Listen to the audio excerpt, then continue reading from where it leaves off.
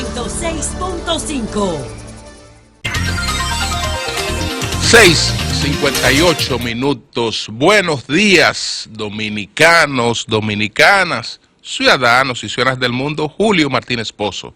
Los comentarios de los temas más importantes en el programa de mayor influencia de la radio y la televisión nacional. En este lunes 29 de octubre, año 2018, buenos días a todo el equipo del Sol de la Mañana. María Elena Núñez, Oli Matos, Anibelca Rosario, buenos días a Eury Cabral, José La Luz, Melton Pineda, Dona Mauri Saibar, nuestros colegas de 5 a 7 de la mañana, Humberto Paniagua, Andrés Martínez, Luis Ramírez, Daris Terrero, Joselito Félix. En Santiago de los Caballeros, Ramón Paulino, así late la ciudad corazón. Manuel González Manegonte, nuestro catedrático del sector agropecuario. Buenos días a Rafael Díaz, nuestro cronista deportivo. Helen Gil, nuestra productora. Buenos días a Lea Jiménez, nuestra coordinadora. A Joa Bernal y a todo el equipo de Telefuturo, Canal 23, como a toda su audiencia. Buenos días a todos y a todas. Bueno, señores, en el día de hoy, en este 29 de octubre, se conmemora el Día Internacional del Derrame Cerebral. El distinguido médico neurocirujano, el doctor Amaury García, nos da el dato de que en el mundo, se producen unos 17 millones de fallecimientos por derrame cerebral y que unas 35 millones de personas quedan con algún tipo de lesión que les crea alguna discapacidad y limita sus actividades productivas y el desempeño de su vida en condiciones normales. Entonces es importante que este asunto no se prevenga, se vea qué cosas hay que hacer, porque entre las enfermedades crónicas no transmisibles, pues es una de las que está teniendo un mayor impacto trágico, ¿no? Entonces, ojalá que entre todos los temas que tenemos pendientes podamos sacar algunos minutos para llevar una orientación sobre ese tema. Y además, quiero empezar para que otros temas también de gran trascendencia no nos hagan olvidar de este tema, que tiene que mantenerse como un tema importante.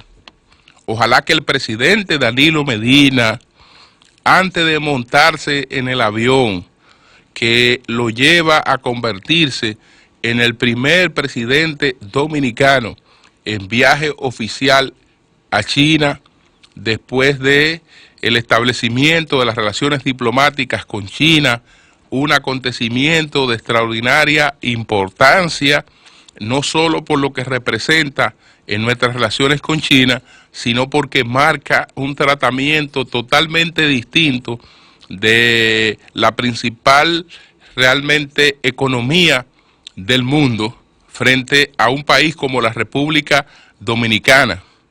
Nuestro principal socio comercial es y lo seguirá siendo Estados Unidos, y las relaciones entre República Dominicana y Estados Unidos fluyen con normalidad y siempre han sido unas relaciones muy productivas.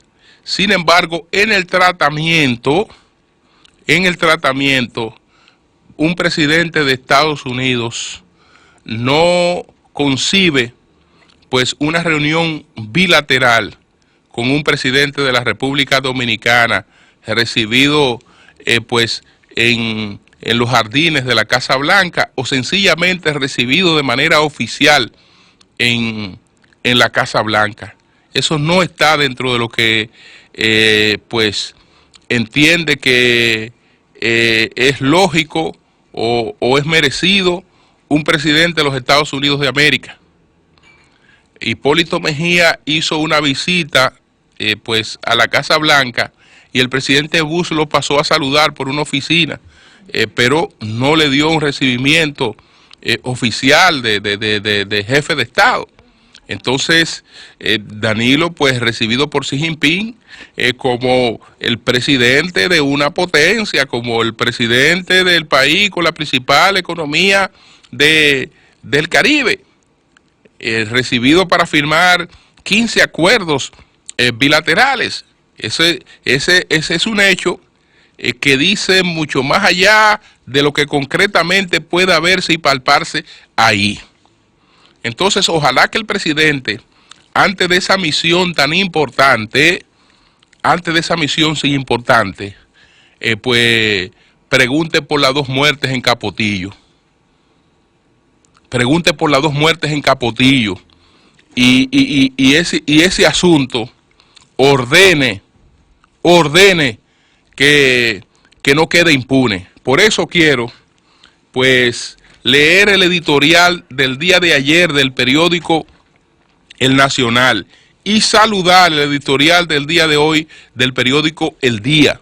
Pero voy a leer el editorial del día de ayer del periódico El Nacional, que se titula La tragedia de Capotillo. El Ministerio Público debe conducir hasta las últimas consecuencias las investigaciones que realiza en torno a la muerte en el barrio Capotillo de 2 vendedores de piñas durante un supuesto intercambio de disparos entre agentes antidrogas y civiles que dejó saldo también de 3 heridos, 1 de gravedad. Llama la atención que ninguno de los fallecidos ni de los heridos haya sido sindicado por las autoridades como presuntos narcotraficantes, sino que sus propios vecinos los señalaron como ciudadanos laboriosos, cuyas faenas se iniciaban desde la madrugada en el Mercado Nuevo de la avenida Duarte.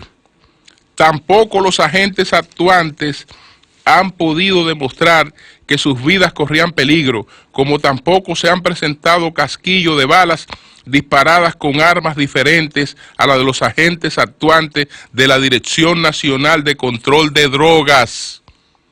Por lo que se ha dicho, durante esa balacera solo cayeron abatidos o heridos personas trabajadoras, sin que se sepan nombres de supuestos narcos a los que se perseguía o se habrían ubicado, como si los disparos se realizaron en dirección equivocada.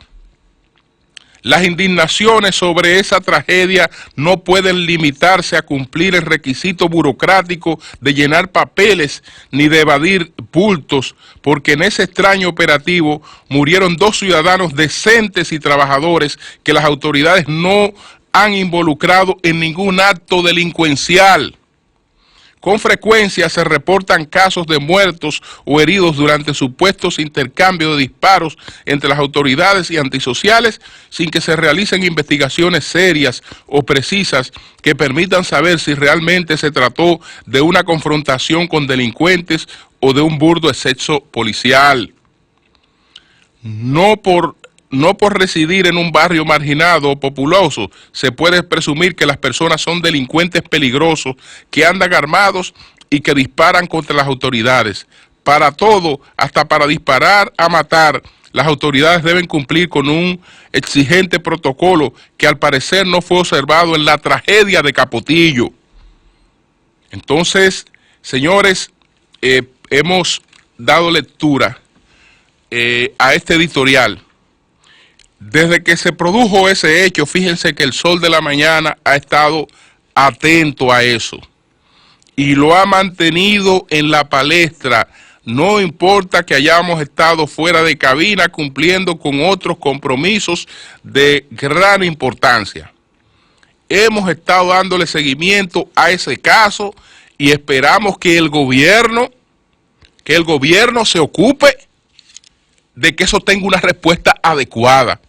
Porque la verdad es que eso es totalmente inconcebible lo que se ha presentado ahí en Capotillo.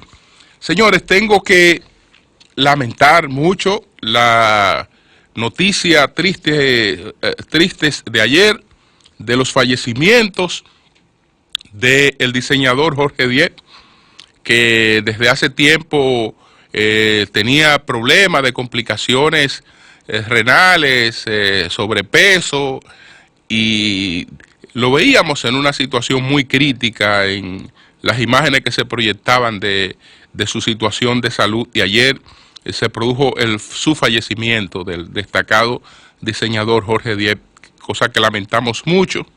También nos apenó mucho la noticia del fallecimiento de Omar Mieses.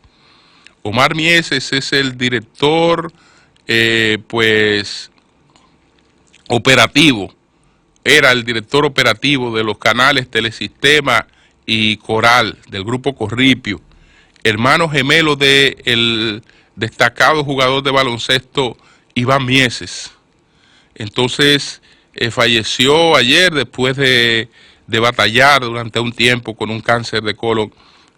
Omar Mieses, una persona joven, bastante agradable, y la verdad es que nos sentimos muy tristes cuando recibimos esa información, porque tampoco teníamos información de que él estuviera en una situación crítica de salud. Y también ayer falleció la esposa de Goyo Reyes, que era a su vez Goyo Reyes, el diputado Goyo Reyes del Partido Liberación Dominicana. Su esposa, doña Ramona Rodríguez, la gobernadora en esos momentos de Dajabón, pues falleció también en el día de ayer. Así es que nuestras condolencias a todas estas familias, a Mauri Saibán. El sol de la mañana, el sol de la mañana. Se produjo en Brasil lo que se esperaba, que Jair Bolsonaro pues ganó las elecciones en esta segunda ronda de votaciones. Nadie esperaba que ocurriera otra cosa. Lo siempre importante a destacar es que se trata de unas elecciones donde votan más de 140 millones de personas, y no pasa una hora sin que ya todos esos resultados estén ahí. Pero no es que una parte y que vamos a emitir un primer boletín para una tendencia y etcétera, y después este relajo vergonzoso que se produce en la República Dominicana, donde el que pierde o el que está perdido boicotea las cosas para que los resultados no se den, como si fuera a ganar algo con eso. Y entonces no quieren voto electrónico, no quieren conteo inmediato, que es lo más beneficioso para la economía de un país, señores. Porque que los centros de votaciones se cerraron a las 6 en Brasil, pero a las 7 de la noche, ya todo el mundo sabía lo que había pasado en Brasil. Y hoy por la mañana todo el mundo va para sus actividades sin ningún tipo de interrupción con relación a eso. Entonces, ¿ustedes creen que un país de 7 millones de votantes, qué sé yo, puede no resolver eso en media hora? En media hora saber los resultados de unas elecciones y punto. No importa cuáles sean sus resultados y punto. Fíjense que estos resultados de Brasil, del punto de vista racional, son catastróficos. Pero bueno, esos son los resultados, por eso fue que la gente fue a votar y punto. Y él fue electo producto de la voluntad popular y punto. Y ese era el presidente que Brasil quería y punto. Ese es el presidente que ha sido electo producto de una situación que ha vivido el mundo, que ha vivido el mundo a partir de la gran recesión que se generó en el año 2008. Y todo esto ha despertado un fenómeno internacional de populismo que o se ha ido hacia la izquierda, pero populismo, o hacia la derecha con populismo. Y ahora tenemos el cuadro de las dos principales economías de América Latina, los dos países más grandes de América Latina. Uno en manos de un populismo de izquierda y otro en manos de un populismo de derecha. Hay que ver la gran visión que tienen ambos presidentes para resolver el principal problema de esos países, que es el de la criminalidad y de la inseguridad. El que escogieron ayer le va a dar fusiles a la gente, porque dice que si el delincuente tiene una pistola, el ciudadano debe tener un fusil. El ciudadano debe andar con fusiles para enfrentar a los delincuentes. Naturalmente, todo el mundo sabe que esos fusiles de los ciudadanos van a ser más fusiles para los delincuentes. Así que cada ciudadano que ande con un fusil es un mejor armamento para el delincuente. Porque el ciudadano no es un criminal, anda desprevenido, anda en sus actividades y el elemento sorpresa siempre va a operar en su contra. Es decir, que eso de dar fusiles a la gente para enfrentar la delincuencia es una locura. Brasil está enfrentando un homicidio cada 7 horas. El año pasado más de 68,000 homicidios. Entonces México tiene la misma situación. Solamente en la campaña electoral murieron 48 candidatos. Y está el problema de el enfrentamiento de las bandas de narcotraficantes y un clima total de inseguridad. La solución del populista de izquierda de México es el perdón para que los narcos y los criminales se arrepientan, y entonces con ese arrepentimiento él va a resolver los problemas de México. Entonces, como puede verse, lo que esas economías se exponen en el futuro es a una situación de inestabilidad, de total inestabilidad. Pero bueno, ya venían siendo inestables, porque en el caso de Bolsonaro, que es el caso que tenemos más reciente, si bien es cierto que todos estos temas que estallaron en Brasil, pues profundizaron la crisis económica de Brasil, en el fondo de esa crisis económica también había otro elemento. Toda esta grandeza económica proyectada por Lula en Brasil obedeció también a la época de gloria de las materias primas. Entonces, esta época de gloria de las materias primas permitió que el llamado socialismo del siglo XXI se sirviera con la cuchara grande. Y cuando esto se agotó en la etapa final de Lula, llega Dilma Rousseff, hace un primer gobierno y es reelecta para un segundo gobierno, pero ya empezaba pues a sentirse una crisis económica que pronto le comunicó una situación de impopularidad, porque en los momentos de bonanza, Brasil, ya proyectándose como una gran potencia económica mundial, se metió en dos grandes inversiones extraordinarias contra las que la gente después salió a protestar. Recuérdese que Brasil se metió en la Mundial de Fútbol, como sede de la Mundial de Fútbol, y fue también la sede de las Olimpiadas. Entonces, la gente salió cuando empezó a sentir la crisis económica, salió a protagonizar protestas constantes contra Dilma Rousseff.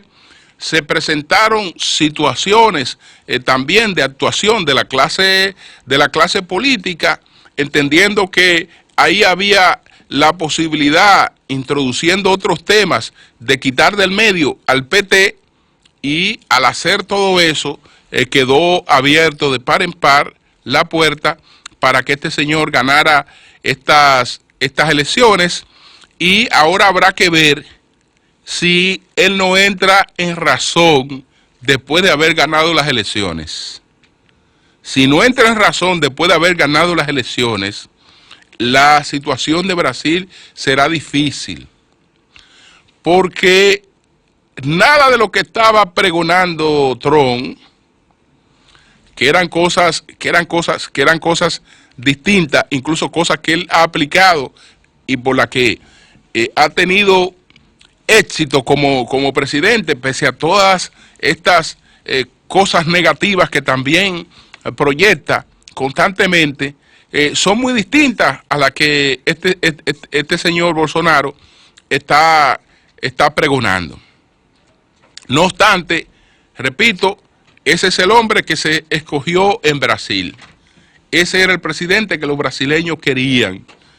Y no pueden decir que era un desconocido, porque bastante tiempo tiene actuando en la vida política de ese país. No pueden decir que era después un loco, que no tenía las condiciones para gobernar un país, porque un presidente tiene que ser un hombre equilibrado, un presidente tiene que ser un hombre integrador, etcétera. Cuando a él se le acabe la popularidad y entonces la gente empiece a evaluarlo tal y cual es, ya ustedes verán cuál es la situación. Pero bueno, ese hecho seguirá dando pie para otros comentarios que tal vez en el día de hoy no podemos seguir ampliando. El sol de la mañana, el sol de la mañana. Bueno, si vemos las cosas que ocurrieron en el PLD, primero, en función de la marca PLD, pues la reunión de el sábado y lo que proyecta es exitoso. Es exitoso. Es decir, eso proyecta un PLD manteniéndose en el poder, porque la pues proyección de una división alimentaba las posibilidades de la oposición.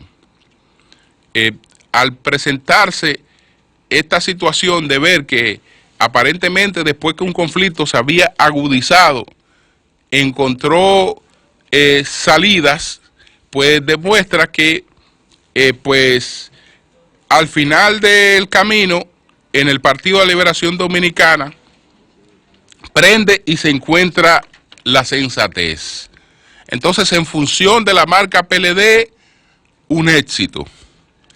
Ahora, la concentración de todo el análisis va a estar en la posición del doctor Leonel Fernández y en la pregunta de qué pasó con Leonel Fernández. Porque evidentemente que si Leonel Fernández convocó a consulta, si montó un escenario paralelo al de la reunión del sábado para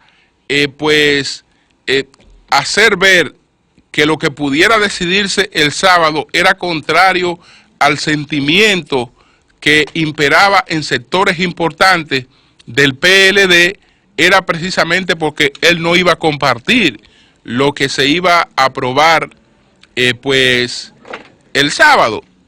Y además de esto le agregó un artículo.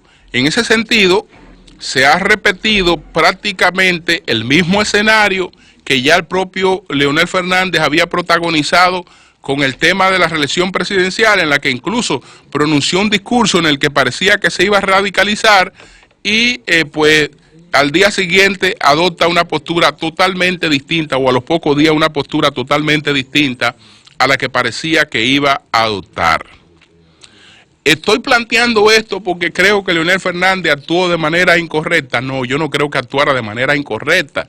Lo que pasó con Leonel Fernández es que probablemente cuando él llama a consulta y empieza este proceso de las consultas en el PLD el miércoles y jueves, él no había llegado a la posición que llegó cuando se hace el acuerdo con él o se hacen las reuniones con él el viernes.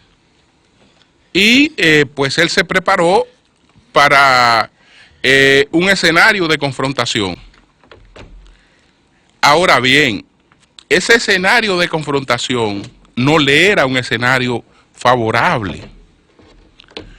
Lo que Leonel hizo en el día del sábado era el único escenario, el único camino que tenía para mantener pues esas posibilidades de ser candidato del PLD que hoy le colocan por encima de todos los otros que están aspirando, exceptuando al presidente Danilo Medina.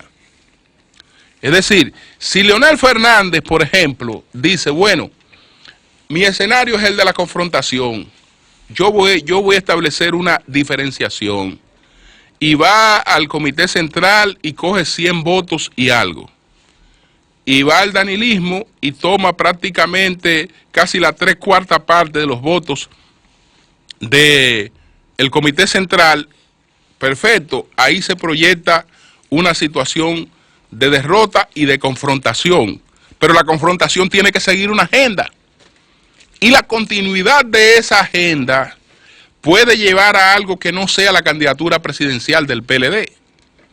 Pudiera ser otra candidatura, pero no la del PLD. Entonces, Leonel Fernández se ha mantenido hoy como la principal opción para la candidatura presidencial del PLD fuera de Danilo Medina, con la actuación que adoptó ahí. Es cierto que a sus bases, aparte de la gente que lo está apoyando, pues le echó una cubeta de agua fría. Pero los líderes son los que tienen que conducir a las masas, no al revés.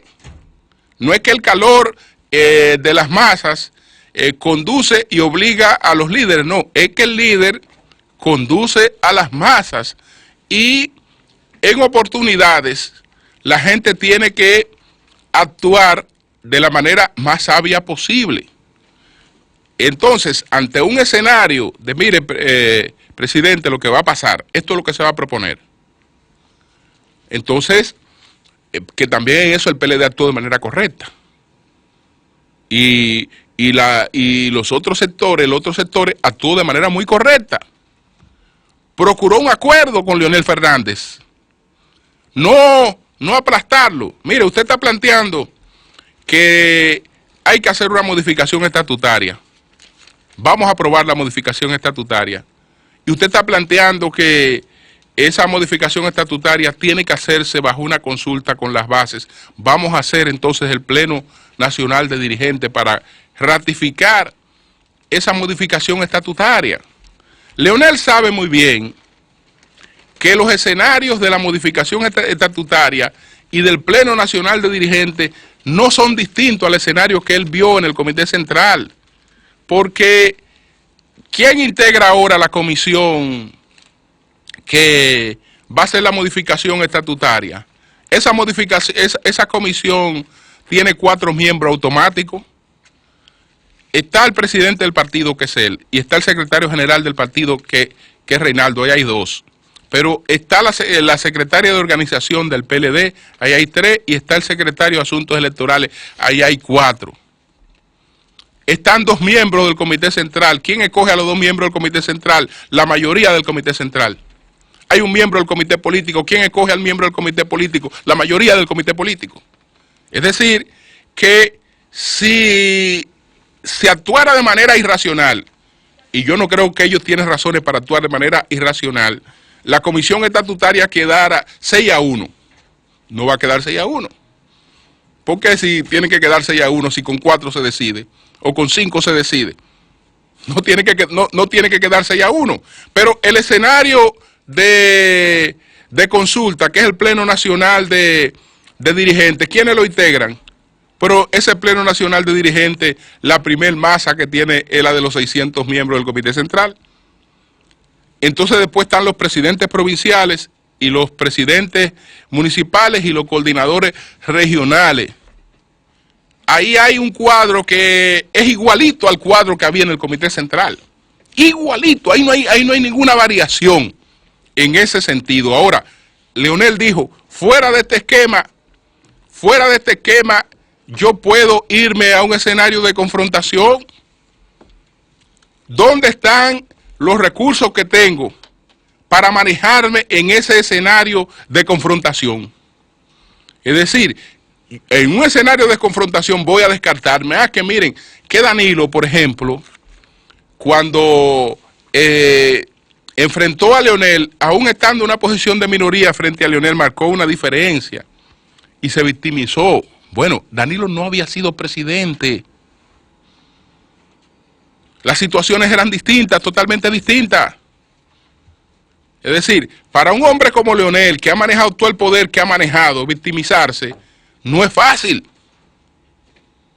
No es fácil, es decir, no es el mismo escenario, no son las dos, no son las mismas figuras. No son las mismas figuras. Él también tiene otras cosas que no puede descuidar. Y que en un escenario de confrontación, pues, se verían realmente en una situación tal vez más precaria que la que puede estar enfrentando ahora. Entonces, este escenario, repito, lo mantiene a él como la principal opción fuera de Danilo Medina, dentro del PLD. Porque además, si él no enfrentó y si él cedió, él no está dando el pretexto para caerle encima. Él no está dando ese pretexto. Hay otras cosas, otras aristas ahí que la dejamos para análisis posteriores, como también otros temas ahí que pudiéramos tratar casi de manera muy particular. Mi preocupación sobre la huelga que está convocada hoy en la región norte. Yo sé que aquí hay gente que hace tiempo que está aprovechando para querer crear una situación de crisis. Ahora se ha tomado el pretexto del tema de los combustibles, porque es el tema que entienden que puede prender en estos momentos. Ya el tema de la corrupción, si bien es cierto que la gente siempre va a rechazarla, no es un tema que en estos momentos arrastre así. Ahora el tema es el tema de los combustibles. Entonces, desde ayer, algunas acciones de violencia en algunos lugares, porque el problema es ver si por ahí se genera la crisis que en el país no se ha generado. Entonces, ojalá que esto sea pacífico, ojalá que no veamos a gente inocente perder la vida, frente a cualquier acontecimiento que puedan desatar para tratar de darle una incidencia a esto y que no pase de la convocatoria de hoy a Mauri Jaibar. Cambio y fuera.